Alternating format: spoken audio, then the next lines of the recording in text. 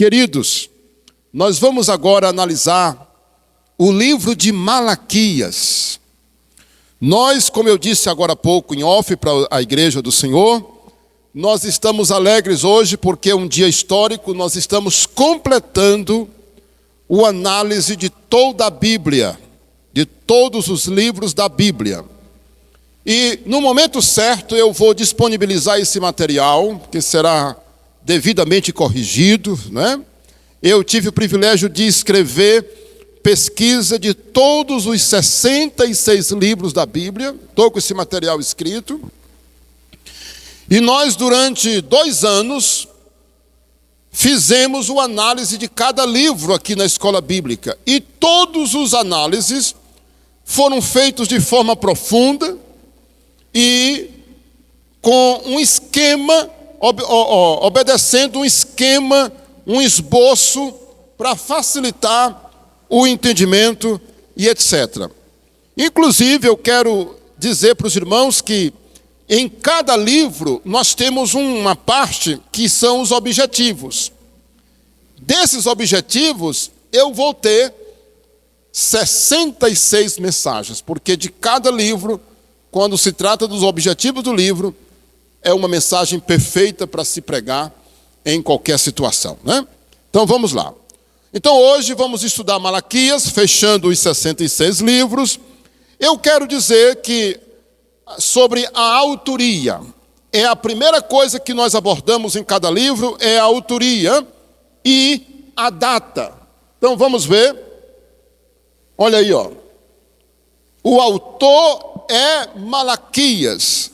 Veja comigo o capítulo 1, versículo 1. Sentença pronunciada pelo Senhor contra Israel por intermédio de quem, irmãos? Malaquias. Então, o autor do livro é facilmente identificado. Perfeito? O livro tem o seu autor bem identificado. Muito bem.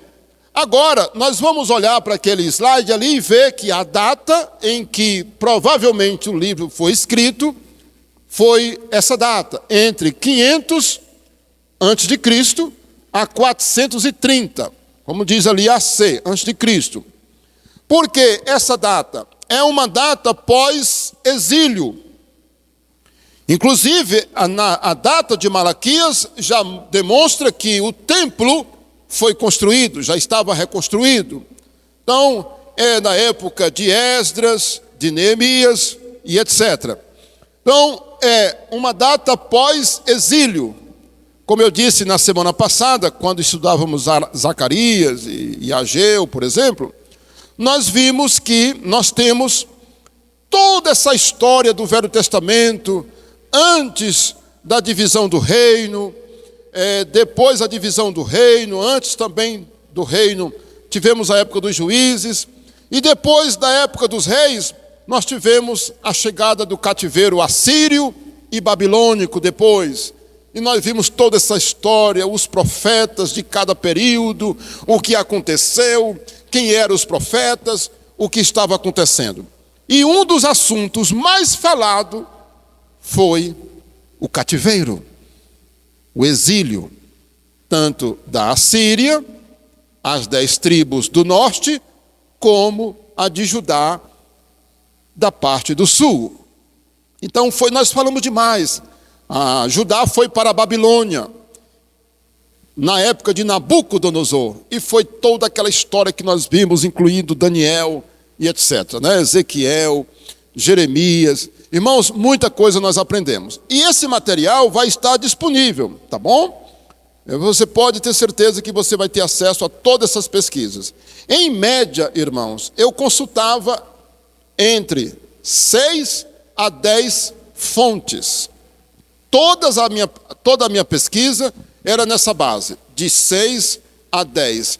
Teve alguns livros que eu tive mais de 10 fontes, porque eu fui atrás de maiores informações para dar esse resultado, tá bom? Então, muito interessante. Vamos lá. Então, o nome Malaquias significa meu mensageiro. É tão claro esse nome, Malaquias, era tão comum que acreditam alguns que o nome Malaquias não existe. Só o seu significado. Acredita que era uma espécie de apelido para esse profeta. Então, meu mensageiro, o nome dele não era exatamente esse, mas Malaquias quer dizer meu mensageiro. E eu conheço apenas um Malaquias na minha vida. E esse eu tive o privilégio de ser a pessoa que sugeriu o nome, né? Para o casal que a esposa estava grávida e eles colocaram. Pegou e hoje eu conheço um Malaquias na cidade de Castelo do Piauí. Não sei se ele está lá, né? Se você tiver me assistido, Malaquias, um abraço para você, tá bom? A mamãe e o papai que tiveram a ousadia, né, e coragem de colocar o nome do filho de Malaquias. Muito bem. Vamos correr. Outro ponto que nós analisamos em cada livro é para quem o livro foi escrito. E aí, pode passar. Nós vamos ver que o destinatário da mensagem de Malaquias é a nação de Judá. Mas não somente a nação de Judá, como nós vimos na grande maioria. Mas agora um detalhe, após a reconstrução do templo. Malaquias profetiza, escuta bem, Malaquias profetiza depois da reconstrução do templo. E o livro dele acontece, a mensagem dele envolve o templo. Olha que detalhe, você vai entender esse detalhe já na frente. Bora ganhar tempo? E aí, qual é a mensagem geral? Vamos ver a mensagem geral do livro. É o terceiro ponto que nós abordamos em cada livro. Qual a mensagem do livro? Está aí, Veja que quando eu tenho esse esqueleto, quando eu respondo essas perguntas, facilita o estudo. Eu tenho que pesquisar e encontrar para responder essa pergunta. Qual a mensagem do livro? Para eu colocar essa mensagem aí, eu tenho que ler o livro todo. Eu tenho que analisar a leitura, o conteúdo do livro para tirar essa mensagem, né? Olha aí, olha aí. A mensagem de Malaquias é uma sentença divina pela desobediência e falta de zelo pelo sagrado. Malaquias vem como um mensageiro de Deus. Você quer confirmar comigo? Capítulo 1, versículo 1. Acabamos de ler, né? Eu sugiro até que vocês não anotem para não tirar a atenção, e eu vou disponibilizar para você esse material, tá bom? Aqui, de Malaquias. Só para você ficar ligado. Sentença pronunciada pelo Senhor contra Israel por intermédio de Malaquias. Está aí, sentença. Sentença, irmãos, dá a ideia de juízo, de uma decisão terminada, né? De quem tem o poder para isso. No caso, quem concede sentença, quem pronuncia, quem entrega a sentença é juiz, ou os juízes, os magistrados, que têm o poder para isso. Deus está dizendo, é isso que eu quero dizer para vocês. Está aí, uma sentença divina por causa disso aí, desobediência e negligência pelo sagrado. Agora, esse é o terceiro ponto que nós abordamos em cada livro. Vamos para o quarto. É o texto-chave, pode passar. Olha aí, Vamos abrir? Chegou a hora da gente ler. Malaquias 1, versículo de 6 em diante. O texto-chave é de 1 a 14, do 6 ao 14, mas vamos ler até aonde a gente achar por bem. Ok? O filho honra o pai. Agora, eu não quero que vocês fiquem olhando para a referência, mas para o slide anterior. Volta, Elias. Pronto. Uma sentença pela falta divina, pela desobediência e falta de zelo pelo sagrado. Fique olhando para isso aí. O filho honra o pai, não é verdade? E o servo honra o seu patrão, ou o seu senhor, o seu dono, no caso, né? Naquela época. Se eu sou pai, onde está a minha honra? E se eu sou o Senhor, onde está o respeito para comigo? Já dá para perceber, não é? Que Deus está triste aqui por causa do povo. Diz o Senhor dos Exércitos a vós outros: ó sacerdotes que desprezais o meu nome. O nome de Deus estava sendo desprezado. Vós dizeis: em que desprezamos nós o teu nome? Olha a resposta de Deus: ofereceis sobre o meu altar pão imundo. Falta de zelo, né? E ainda perguntais: em que te havemos profanado? Ou seja, se fazia de inocente. Nisto que pensais, a mesa do Senhor é desprezível. Ou não vale lá essas coisas, né? Irmãos, que coisa, eles pensavam assim. Versículo 8: quando trazeis animal cego para o sacrificardes, meu Deus, era proibido, irmãos, o animal não podia ter defeito. Não é isso mal? A pergunta de Deus, não é isso mal? E quando trazeis o coxo, o animal aleijado e o enfermo, não é isso mal? Ora, apresente este animal ao teu governador. Acaso terá ele agrado em ti e te será favorável? Diz o Senhor dos Exércitos. Ou seja, vocês trazem para mim um animal coxo, aleijado. Você traz para mim um animal cego, com defeito, e vocês acham que o governador aceitaria um animal desse doente, cego, aleijado? Entregue um animal desse para o seu governador. Será que ele vai aceitar? E eles estavam entregando para Deus, irmãos. Nós estamos num momento de festa, não é? Não é isso? Que as pessoas dão presentes. Irmãos, você vê que muitas das vezes as pessoas têm o maior zelo, irmão, de dar um presente para alguém. Mas quando ele vai dar alguma coisa para Deus, ele é desleixado, não tem zelo. Ele é capaz de dar um presente caríssimo para alguém que ele respeita e ama. Mas na casa de Deus ele entrega qualquer coisa. Ele não tem aquele zelo. Era exatamente o que estava acontecendo. Irmãos, você não teria coragem de dar uma galinha doente para alguém, né? Você não teria coragem de ofertar, não é, para uma pessoa importante, um animal cego, com defeito, aleijado, doente. Você já pensou alguém dar de presente um animal doente para outro? Rapaz, que falta de consideração. Como é que você me dá um animal desse doente, rapaz? Pois olha, irmãos, estavam fazendo isso com as coisas de Deus. Versículo 9 diz: agora, pois, suplicai o favor de Deus que nos conceda a sua graça, mas com tais ofertas nas vossas mãos, aceitaria ele a vossa pessoa? Me lembrei de Caim, meus irmãos, diz o Senhor dos Exércitos. Deus está dizendo: vocês vêm com tais atitudes e ainda pedem o meu favor. Aí Deus pergunta: será que eu vou ouvir vocês com esse comportamento absurdo? Me lembrei de Caim. Caim deu o pior, Caim não deu o seu melhor e ficou revoltado porque Deus não aceitou nem a oferta dele e nem a pessoa dele. Olha que coisa. Versículo 10. Tomara houvesse entre vós quem feche as portas do templo, viu?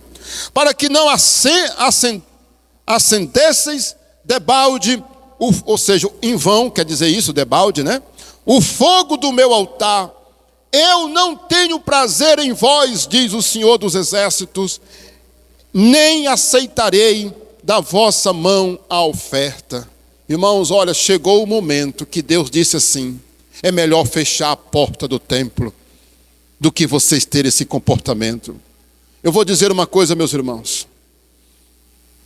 Tem coisa que está tão avacalhada que era melhor que nem existisse, irmãos.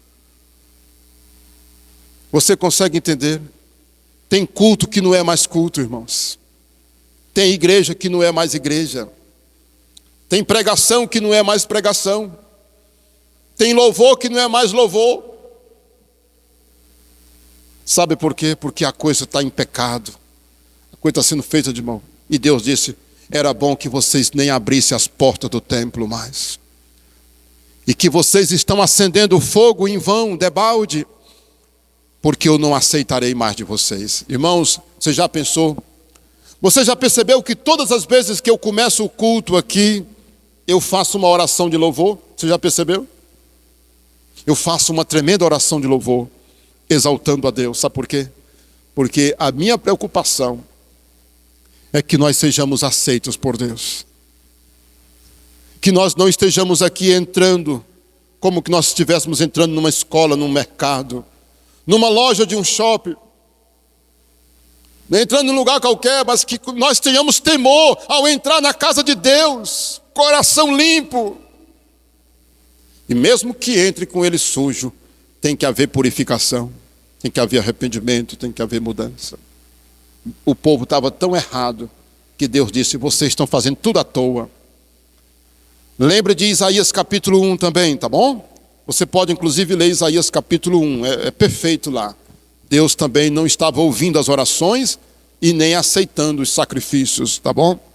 Versículo 11 agora. Desde o nascente do sol até ao poente, é grande entre as nações o meu nome, e em todo lugar lhe é queimado incenso e trazidos ofertas puras, porque o meu nome é grande entre as nações, diz o Senhor dos Exércitos. Irmãos, Deus está dizendo, vocês não estão me adorando aqui, mas fiquem sabendo vocês que pelo mundo todo tem pessoas que me conhecem. Em algum lugar desse mundo, todos os lugares, tem gente que me conhece. E eles estão fazendo melhor do que vocês. Olha, eu vou te dizer uma coisa. Se você não faz o seu melhor para Deus, fique você sabendo que tem gente que está fazendo. Se você não tem feito o melhor para Deus, fique você ciente que Deus está recebendo de milhares e milhares. Tem gente que é sincero. Tem gente que é honesta. Tem gente que é fiel e está dando o seu melhor para Deus. Está aqui, ó. Em todo lugar do mundo, irmãos, tem gente que adora a Deus. E eu vejo aqui a figura da igreja, tá bom? Já eu não tocar nesse assunto. Versículo 12. Mas vós o profanais quando dizeis, a mesa do Senhor é imunda. Meu Deus, eles pensavam coisas assim, chocante, né? E o que nela se oferece, isto é, a sua comida, é desprezível. Irmãos, quando você não respeita o sagrado, me parece que eu tenho uma mensagem no canal que fala das 7 coisas sagradas. Eu não lembro agora qual é o tema e nem o título. Mas eu tenho uma mensagem no canal que fala das 7 coisas sagradas. Eu acho que foi recente. O casamento, a oferta, o dízimo, né? Os pais, a Bíblia, a igreja, tudo é sagrado. São 7, tá bom? Versículo 13. E dizeis ainda que canseira, e me desprezais, diz o Senhor dos Exércitos, vós ofereceis o animal dilacerado, e o coxo, e o doente, enfermo, né? Assim fazeis a oferta, aceitaria eu isso da vossa mão? Diz o Senhor. Nós vamos ler até o 14, né? Pois maldito seja o enganador, que tendo um animal sadio no seu rebanho, promete e oferece ao Senhor um defeituoso.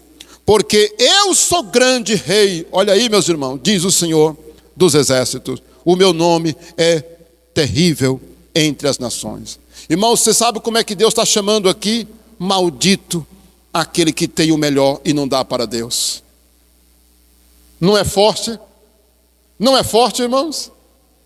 Deus está dizendo, maldito é aquele que tem um animal sadio no seu rebanho e me traz um animal defeituoso. Eu me lembro do meu pastor lá em Caxias, que ele ensinou para a gente, irmão, até a cédula que você vai tirar do bolso para ofertar a Deus. Procure a mais nova, a mais limpa, a que está mais novinha, como sinal de zelo. Olha, queridos, por isso que lá em Hebreus, Provérbios, capítulo 3, verso 9 e 10 diz: honra o Senhor com as primícias de toda a tua renda. O melhor, irmãos. Lembra de Abel? Por que foi que Abel foi aceito diante de Deus? Porque ele ofereceu o melhor. Está lá em Gênesis capítulo 4. Gênesis 4, de 1 a 7. Perfeito. Abel ofereceu o melhor do seu rebanho. Irmãos, eu tenho certeza que Abel tinha ovelha doente. Eu tenho certeza que Abel tinha ovelha cega. Tinha uma ovelha aleijada. Mas ele levou o seu melhor. Mas Caim, a Bíblia diz que ele pegou qualquer coisa lá e ofereceu para Deus, e Deus não aceitou. Está vendo tudo isso aqui? Você sabe qual é a distância de Abel para Malaquias? Cerca de 3.500 anos. Porque a história do Velho Testamento, a história do Velho Testamento, ela perdura cerca de 4.000 anos até Cristo. Então, como nós estamos 500 anos antes de Cristo, de Abel, de Caim até Malaquias, olha que coisa, que informação preciosa, né? 3.500 anos. Deus está dizendo: vocês estão me oferecendo oferta de Caim.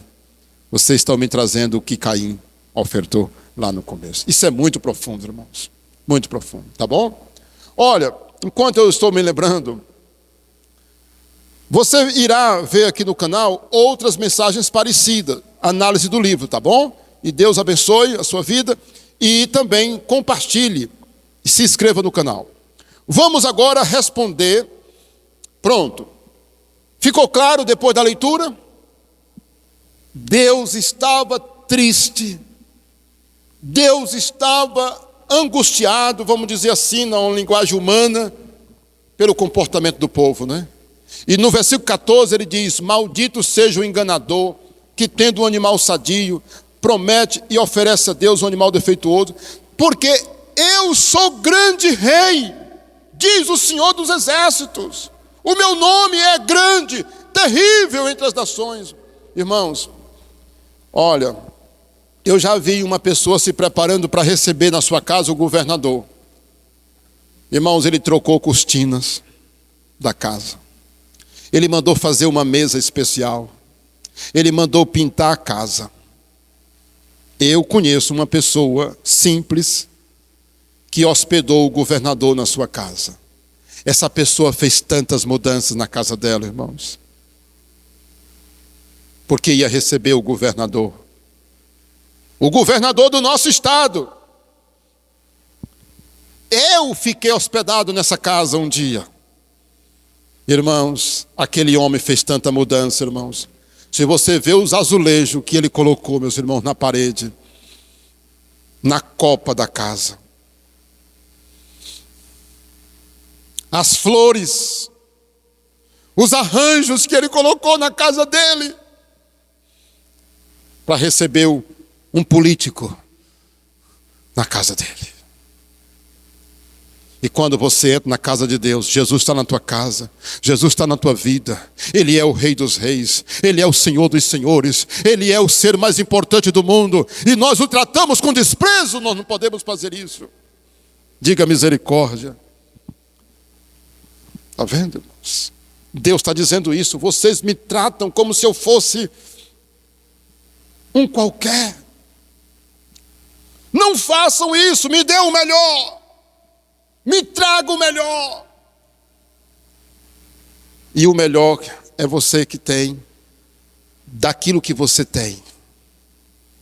Entendeu? Porque pode ser que você não tenha o que o outro tem, mas o seu melhor você tem que dar para Deus. O seu melhor é o seu melhor. O melhor que Deus quer não é o meu, que seja igual ao seu, mas é que o seu melhor você dê para Deus. Quem entendeu, diga amém. Agora vamos responder. Agora pode pular. Pronto, pode pular. Agora vamos para os objetivos. Olha aí os objetivos do livro. Eu não sei se você está conseguindo ler, tá bom? Mas se você não conseguir ler, eu lhe mando isso aqui, tá? Bora lá. Quais são os objetivos desse livro tão precioso? Quais são eles? Nós vamos ver aí, inicialmente tem 2, né? Número 1, que é a letra A, confirmar o amor de Deus pelo seu povo. E por que, irmãos, que o objetivo do livro é isso aí? Porque vocês já perceberam na leitura do 6 ao 14, só um detalhe. O pesquisador também procura no texto, no livro, qual a referência, qual o texto melhor descreve a mensagem do livro.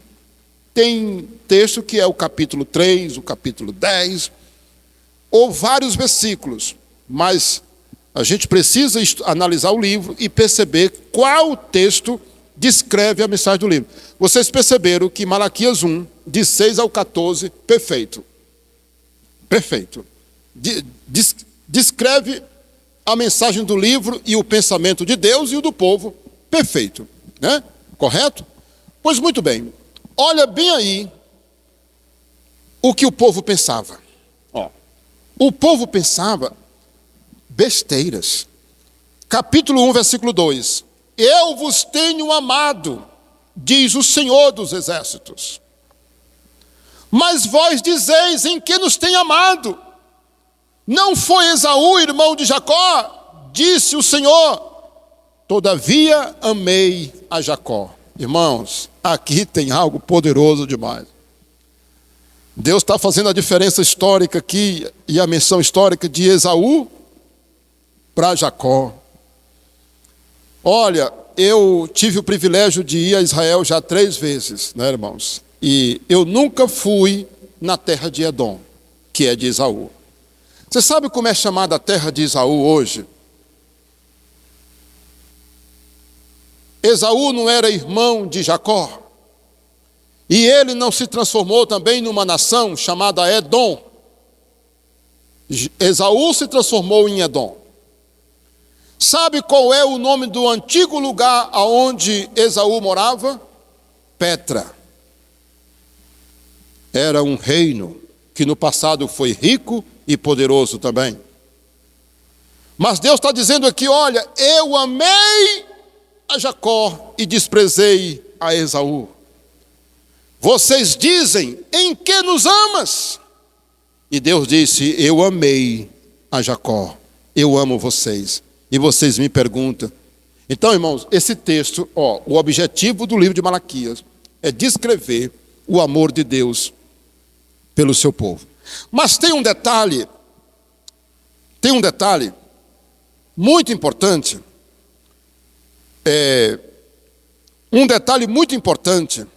aí vamos terminar esse detalhe aqui para a gente poder, né, fazer o segundo vídeo. Olha aqui, Porém aborreci a Esaú e fiz dos seus montes uma assolação e dei a sua herança aos chacais no deserto. Presta atenção, versículo 4. Se Edom diz, fomos destruídos, porém tornaremos a edificar as ruínas. Então diz o Senhor dos Exércitos. Eles edificarão, mas eu destruirei Edom. Será chamado terra da perversidade e povo contra quem o Senhor está irado para sempre. Os vossos olhos o verão e vós direis, grande é o Senhor também, fora dos limites de Israel. Irmãos, só para clarear, o que o texto está dizendo aqui, sabe o que é? Presta atenção, O que foi feito de Edom ou de Esaú? A terra de Esaú, irmãos, ou Edom, se transformou num deserto, irmãos. Esse irmão, se ele estiver assistindo esse vídeo, ele vai lembrar que eu estou falando dele, ele vai identificar. Irmãos, nas vezes que nós tivemos em Israel, nas caravanas, teve um irmão, um grupo que foi para Petra, para conhecer Petra, a terra de Israel, certo? Porque é um lugar turístico, mas é um deserto, não mora ninguém, não tem vida, é deserto. Irmãos, aí foi feito aquele movimento lá no hotel, quem é que vai, quem é que vai, quem é que vai? Aí uns que foram mais curiosos pesquisaram e disseram, não, lá só tem pedra, só tem areia, ninguém vai. E outros dizendo, mas eu quero conhecer, eu vi as fotos, é tão lindo, eu quero ir. Irmãos, um desses irmãos foi, naquele dia, saíram de manhãzinha do hotel para conhecer a terra de Edom, que o nome atual é Petra. Irmãos, esse irmão chegou à tarde, cansado, a turma chegou. Nós que ficamos, fomos conhecer outros lugares, visitar. Esses irmãos que foram passar o dia em Petra, irmãos, eles voltaram e disseram, é muito bonito, mas só é deserto, só é pedra. Oh, que eu estou arrependido. Irmãos, está aqui a terra de Edom. Não prosperou, irmãos. Incrível. Eu sempre tenho falado aqui nas pregações e na escola bíblica sobre o cumprimento das profecias. Não tenho? Pois está aqui uma. Inquestionável. Deus disse, a terra de Edom não vai prosperar. E se reconstruírem, eu vou destruir. E está aqui a prova. Vá hoje na terra de Edom. Você que me assiste em qualquer lugar do mundo, vá e visite a terra de Edom e veja se a palavra não se cumpriu. Meu Deus, isso chega a ser assombroso, o que nós estamos falando aqui agora. Sim, continuando aqui com a nossa aula sobre Malaquias, né? A segunda parte, nós estamos no ponto, os objetivos do livro. Acabamos de comentar sobre o primeiro, né? O amor de Deus pelo seu povo. Agora vamos falar do segundo objetivo do livro, que é denunciar a negligência e falta de zelo dos sacerdotes. Olha aí, irmãos, quando você lê o livro, está bem aí claramente, Deus está denunciando a falta de zelo dos sacerdotes, claramente, versículo de 7 a 9, vê bem aí comigo, olha aí, 7 a 9, ofereceis sobre o meu altar pão imundo, e ainda perguntais, em que te havemos profanado? Entendeu? Versículo 8, quando trazeis animal cego para o sacrificardes? Meus irmãos, eles estavam fazendo coisas terríveis. Então, qual é o objetivo do livro? Deus está denunciando a falta de zelo dos sacerdotes, não é, pelas coisas sagradas. E aí, começando no versículo 6, do 1:6, a falta de honra, a falta de temor deles a Deus. Eles não estavam, o filho honra o pai, e o servo honra o seu senhor. Se eu sou pai, aonde está a minha honra? Irmãos, Deus claramente denuncia que eles não estavam tendo temor por Deus. E eu pergunto, como é que a gente aplica isso hoje? O que tem de gente que ele não tem assim, de temor? Ele trata as coisas de Deus com desprezo. É de Deus? É para Deus? É para a igreja? Não vem à igreja. Se tiver outra coisa, ele não vem para a igreja. Ele veste a pior roupa para vir para a igreja. Tudo que é para Deus, ele coloca em segundo plano. Ele não honra a Deus. Letra B. Estava falando da letra A, não é? Letra B. Ofereciam qualquer coisa no altar do Senhor. Eles ofereciam coisas inadequadas, porque a lei dizia que o animal tinha que ser perfeito, tinha que estar limpo. Eles ofereciam animal imundo. mal cheiroso, doente, cego. Ah, é para Deus? Leva isso aqui. Mas papai, dizia o menino, mas papai, e esse bonito aqui? Não, meu filho. Esse bonito aqui é para a gente vender amanhã no mercado. Esse aqui ninguém quer comprar. Mas esse aqui, meu filho, vai valer tantas moedas de prata, meu filho. Era assim, meus irmãos. E Deus está denunciando que eles ofereciam animais imundos. Nós já lemos do 7 ao 9, não foi? O 7 ao 9 diz que, especialmente no 9, Deus pergunta: vocês vêm a mim, suplicam o meu favor, e vocês acham que eu vou ouvir vocês? Vocês acham que eu vou aceitar essa pessoa e a oferta? Deus pergunta, né?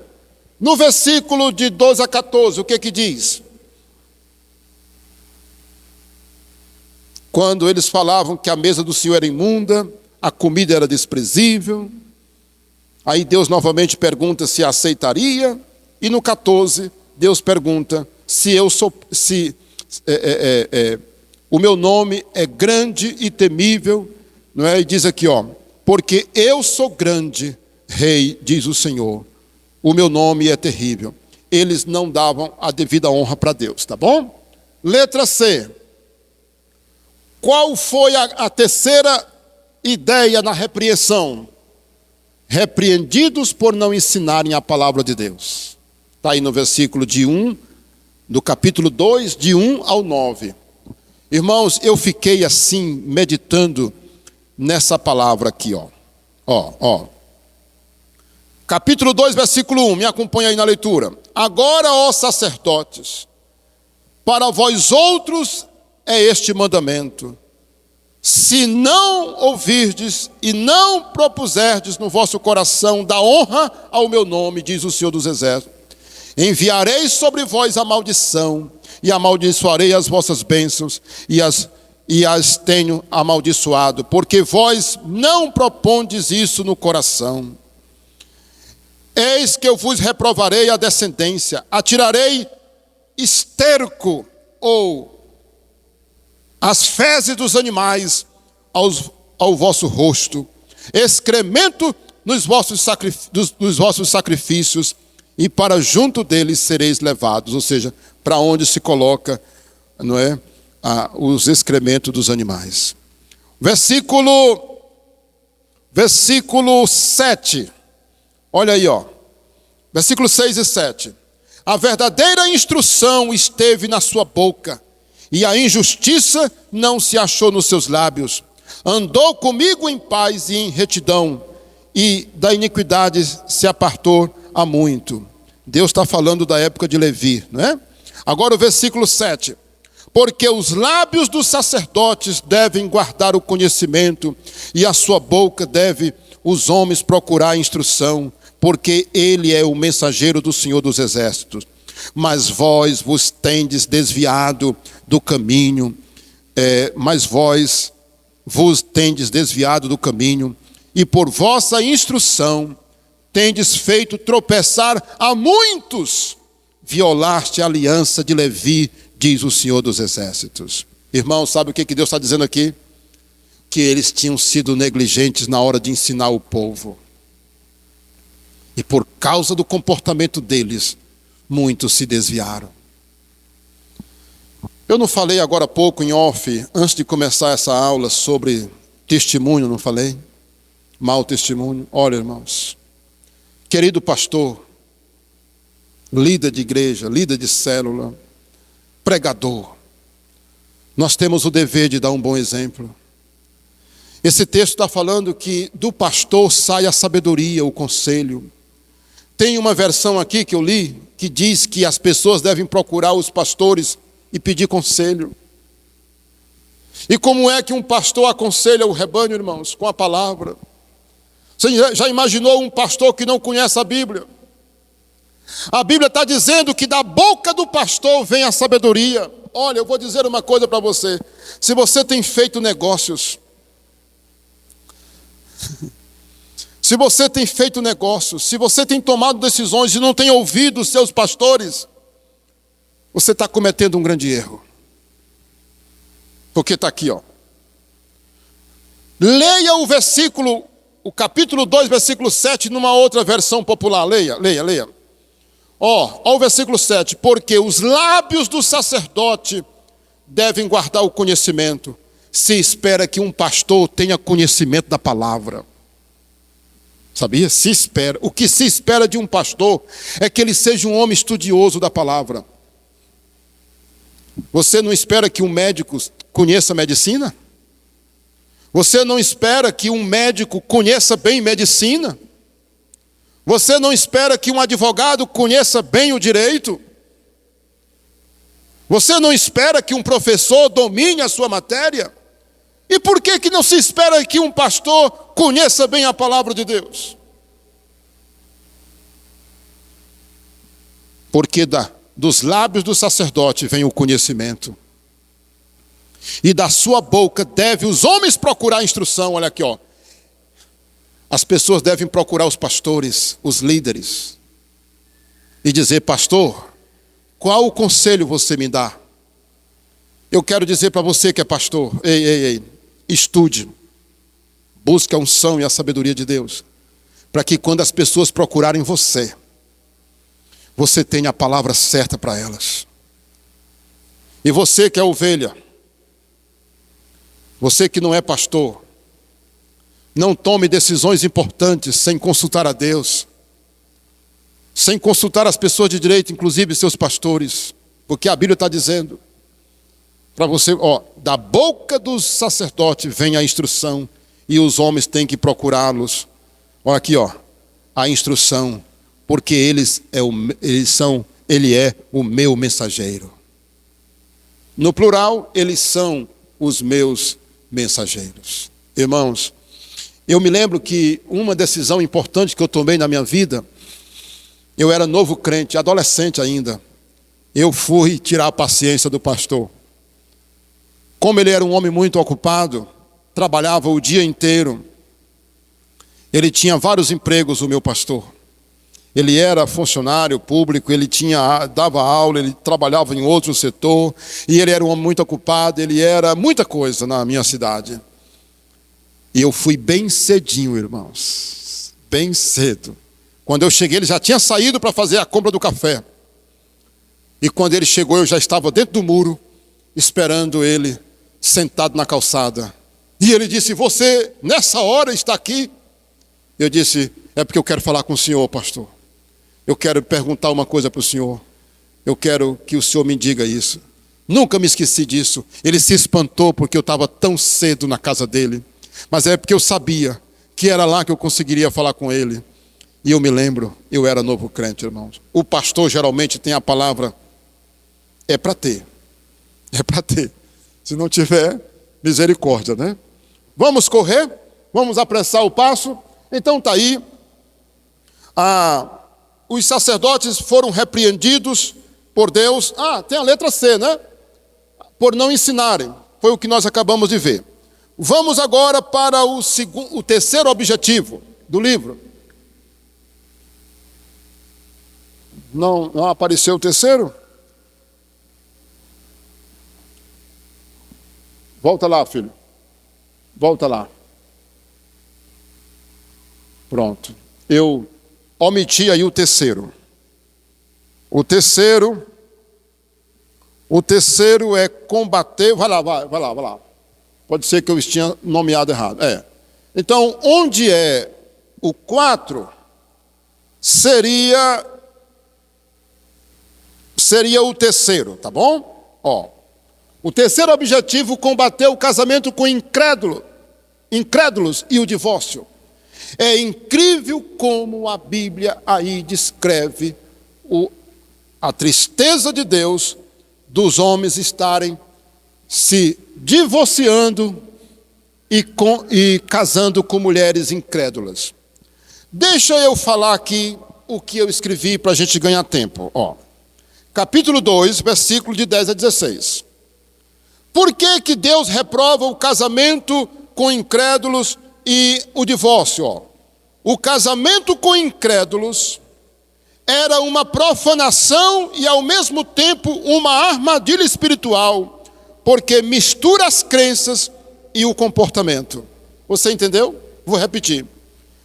O casamento com incrédulos é proibido por Deus. Está lá em Deuteronômio. Diz que é errado. Sabe por quê? Porque quando um cristão se casa com um incrédulo, ele vai confundir, se torna uma armadilha, porque vai misturar crenças e comportamento. Nada contra quem já se converteu já naquele relacionamento. Agora é trabalhar pela conversão do cônjuge, né? Correto? Pela conversão do cônjuge. Mas quem é um cristão fiel a Deus, não cometa esse erro na sua vida. Eu estou dizendo isso com muita autoridade e temor. Você vai assistir esse vídeo em algum lugar. Olha, não é aprovado por Deus. Irmãos, é muito sério isso. Porque mistura crenças e comportamento, causa uma confusão. E o divórcio, leia o texto, capítulo 2, 10, 16. Por que que o divórcio é reprovado por Deus? É porque o divórcio é uma infidelidade a um voto.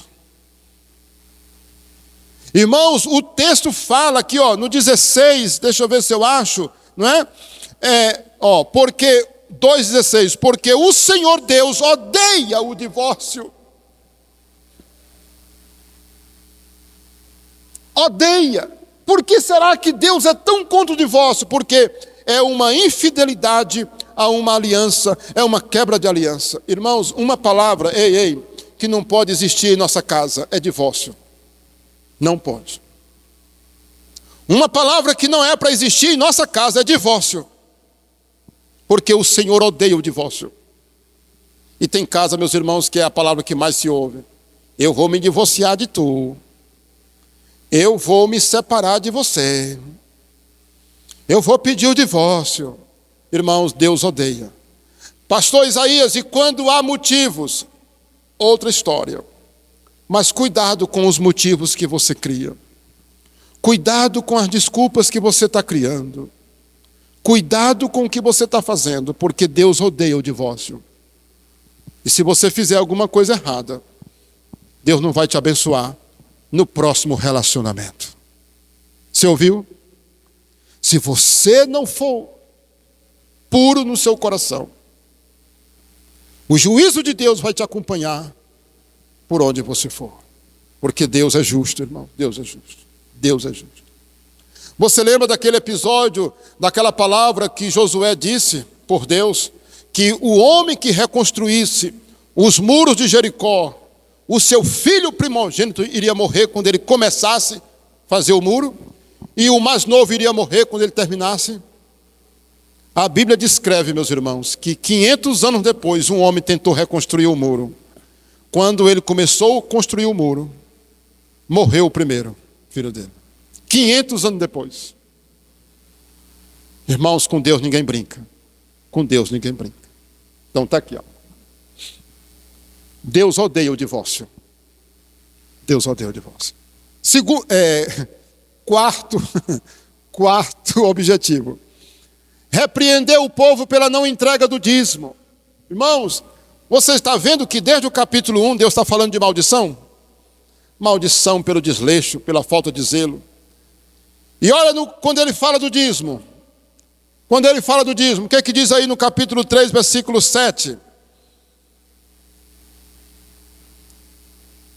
Ele está falando que o povo devia guardar, o povo estava desviado da palavra de Deus, tal.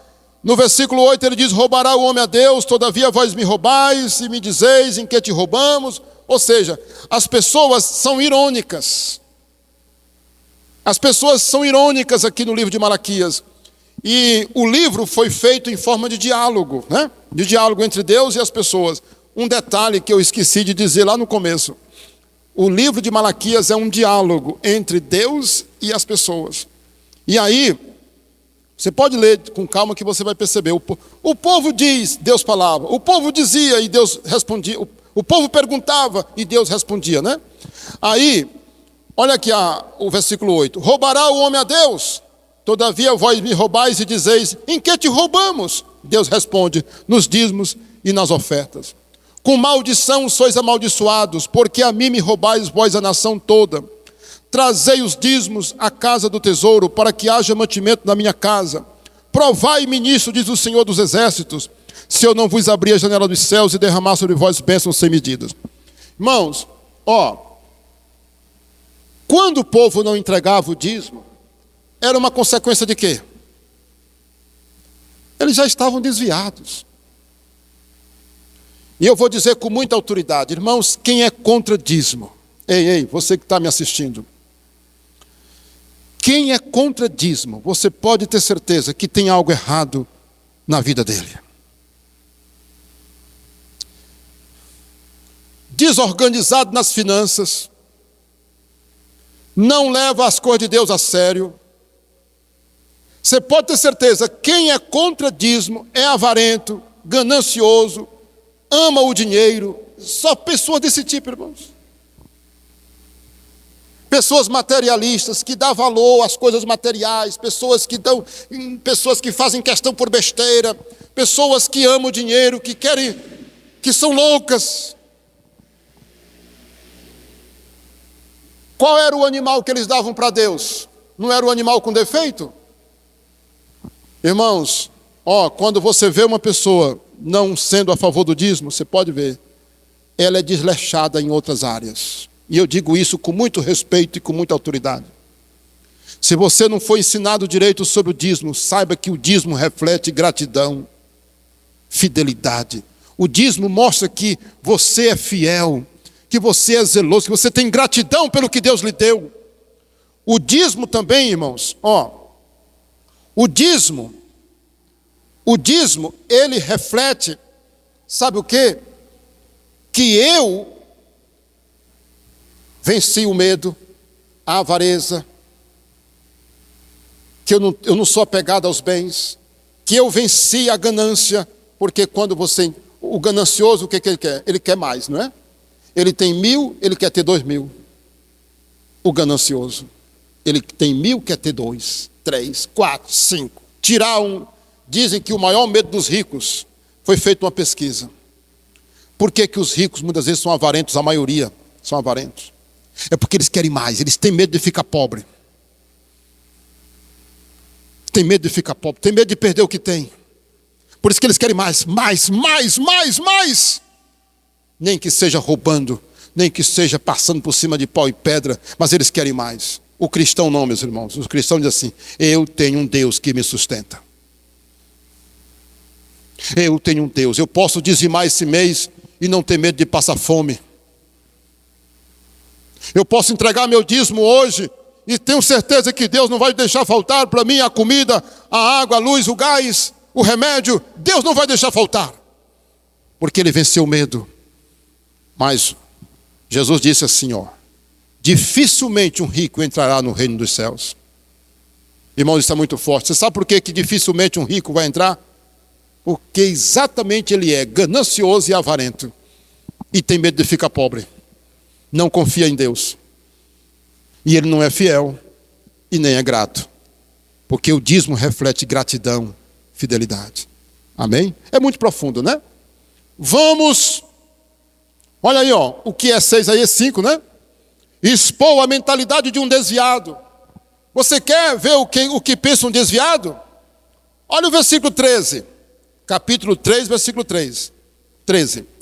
As vossas palavras foram duras para mim, diz o Senhor dos Exércitos. Mas vós dizeis, em que temos falado contra ti? Qual é a resposta de Deus? Vós dizeis assim, inútil é servir a Deus. Que nos aproveitou termos cuidado em guardar os seus preceitos, ou seus mandamentos, e andar de luto diante de Deus? Irmãos, que palavra chocante. Pois tinha loucos lá que diziam assim, qual foi o proveito de servir a Deus? Eu sou pastor há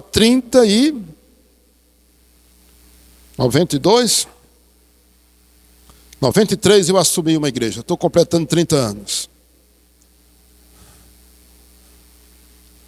Sabe o que diz muita gente? O que foi que eu ganhei com esse tempo todinho na igreja? O que eu ganhei até hoje sendo um crente? Eu já vi pessoas dizer isso, irmãos. Tem gente que ofende a Deus, irmãos. As palavras delas ofendem a Deus. Aqui, duras. Vocês têm falado coisas duras. Irmãos, se a gente quando fala uma coisa pesada para o papai, para a mamãe, para a esposa, para o filho fica chorando, a esposa fica ressentida. Não é verdade? Por quê? Porque você falou uma coisa que eu não gostei ontem. E é verdade. Tem hora que a gente fala, irmãos, coisas que ofendem o marido, a esposa, o filho, o pai, a mãe, o patrão, o empregado. Tem hora que o patrão fala uma coisa que o empregado fica triste porque mexeu com ele. Irmãos, tem gente que está fazendo isso com Deus. O que adianta? Tanto tempo, Deus. É isso que eu ganho, é? É isso que o Senhor me dá, é? O que adianta eu ser um crente? Nunca faça isso. Que o Espírito Santo faça você lembrar do que você já disse para você pedir perdão. Porque se não pedir perdão é perigoso. Olha o versículo 15. Nós acreditamos ou reputamos por felizes aqueles que são orgulhosos. Também os que cometem impiedade, eles prosperam. Irmãos, quantas vezes você encontra um crente dizendo, aquele ímpio ali que não é crente, olha aí, carro novo, casa bonita, saúde, nem adoece. E eu que sou crente, estou doente, desempregado. Irmãos, não pense nisso não. Nunca pense nisso. Em nome de Jesus. Olha aí, meus irmãos, a mentalidade do justo agora. Sabe qual é a mentalidade do justo? Versículo 16. Então os que temiam ao Senhor falavam uns aos outros, dizendo, o Senhor atentava e ouvia, havia um memorial escrito diante dele para os que temem ao Senhor e para os que lembram do seu nome. Eles serão para mim particular tesouro naquele dia que prepararei, diz o Senhor dos Exércitos. Poupá-los-ei como um homem poupa seu filho que o serve. Aleluia. Deus está dizendo, olha, eu vou poupar, eu vou guardar quem me serve. Amém, querido? Glória a Deus. E por último, profetizar grandes profecias. E aí eu vou ficar devendo essas profecias. Mas essas profecias é sobre a igreja. Diga comigo, igreja. Diga comigo, a primeira vinda de Cristo, que está no 3:2. Segunda vinda de Cristo, que está no capítulo 4, versículo 1 e 5. E a vinda de João Batista. Quem pode dizer amém? Glória a Deus, louvado seja Deus. Olha, compartilhe, essa é a segunda parte da aula de Malaquias, tá bom? A primeira você já, com certeza já viu. Compartilhe, dê o seu like e comente também, tá bom? Deus abençoe. Se você quiser essa mensagem, é só me pedir pelo WhatsApp, tá bom? Glória a Deus, amém.